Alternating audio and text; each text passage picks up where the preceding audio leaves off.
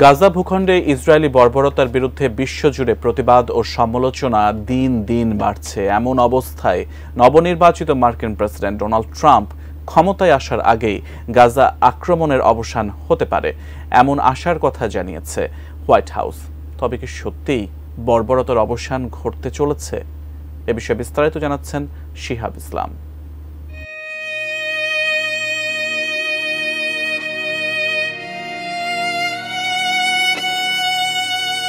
ফিলিস্তিনের গাজা ভূখণ্ডে ১৫ মাস ধরে চলা ইসরায়েলি আক্রমণের মাঝে সৃষ্ট মানবিক সংকট দিন দিন ভয়াবহ আকার ধারণ করছে। গাজার স্বাস্থ্য কর্তৃপক্ষের তথ্যমতে এই সংঘাতে এখন পর্যন্ত ৪৬,০০০-এরও বেশি ফিলিস্তিনি নিহত হয়েছেন, যার মধ্যে অধিকাংশই নারী ও শিশু। এছাড়া আহত হয়েছেন লক্ষাধিক মানুষ। ফিলিস্তিনি স্বাস্থ্য কর্তৃপক্ষ আরও মনে করছে যে গাজা উপত্যকা জুড়ে ধ্বংস হওয়া বাড়ির স্তূপের নিচে এখনও ১০,০০০-এরও বেশি লোক নিখোঁজ রয়েছেন। আপনি কি হার্টের সমস্যা নিয়ে দুশ্চিন্তাগ্রস্ত? স্বল্প খরচে হার্টকে ভালো রাখার সহজ উপায় মাতৃভূমি হার্ট কেয়ারে। এই পরিস্থিতির মাঝে এক নতুন আশার সঞ্চার হয়েছে আন্তর্জাতিক অঙ্গনে। হোয়াইট হাউস জানিয়েছে গাজার চলমান সংঘাত শেষ করার এবং বন্দি বিনিময়ের জন্য একটি যুদ্ধবিরতি চুক্তি খুব শীঘ্রই সম্পন্ন হতে পারে এবং এই চুক্তি যুক্তরাষ্ট্রের নবনির্বাচিত প্রেসিডেন্ট ডোনাল্ড ট্রাম্প ক্ষমতায় আসার আগেই সম্পন্ন হওয়ার সম্ভাবনা রয়েছে।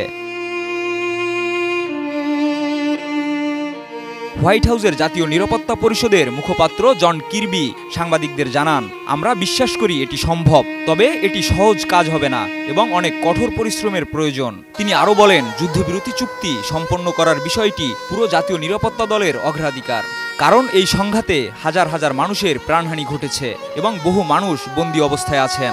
বন্দীদের প্রতিটি দিনই কাটছে অনিশ্চয়তা এবং শোকে।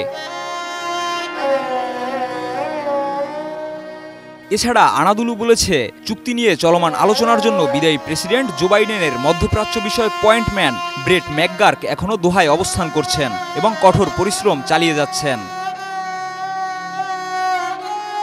ম্যাকগার্কের নেতৃত্বে কাতার এবং মিশরের মধ্যস্থতায় চলমান আলোচনা পুরো দমে চলছে, যেখানে ফিলিস্তিনি গোষ্ঠী হামাসের সঙ্গে পরোক্ষ আলোচনা পুনরায় শুরু হয়েছে। পাশাপাশি ইসরায়েলও দোহায় প্রতিনিধি দল পাঠিয়েছে।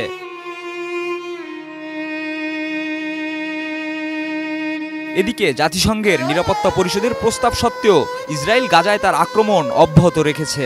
আন্তর্জাতিক সম্প্রদায়ের ক্ষোভের মধ্যে ইসরায়েল ইতিমধ্যেই আন্তর্জাতিক বিচার আদালতে গণহত্যার অভিযোগে অভিযুক্ত হয়েছে।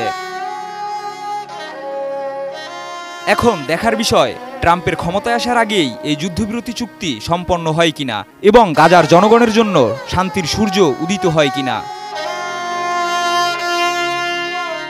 শিহাব ইসলাম, এটিএন নিউজ।